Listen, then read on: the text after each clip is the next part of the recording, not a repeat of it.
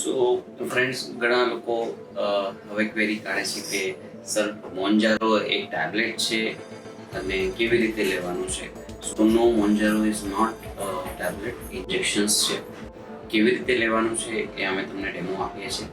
આ તમારે weekly dose છે અને એક તમારે આવી એક સિરિંજ લેવી પડશે. આ ઇન્સ્યુલિનની સિરિંજ આવે છે જે કંપની સાથે નથી મળતી, બહારથી મેડિકલ સ્ટોરથી તમે પરચેસ કરી શકો છો. અને આ તમને જે દેખાય છે એ મોન્જારો ઇન્જેક્શન છે. આ 2.5 પાવરનું છે.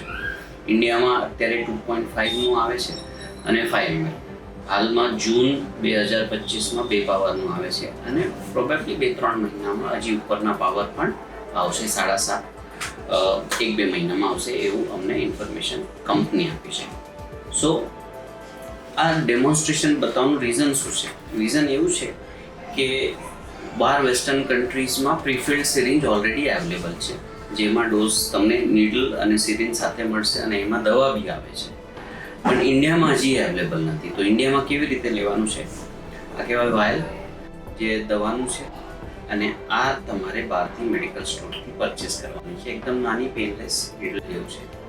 આ નીડલ તમે ભરશો તો આમાં લગાવીને તમારે ખેંચી લેવાનું છે. એન્ડ દેટ સેમ આ નીડલ તમે તમારા એબ્ડોમેનમાં, પેટ પાસે, અમ્બલિકસ પાસે, રોટી પાસે, અધરવાઇઝ થાઈમાં તમે લઈ શકો છો.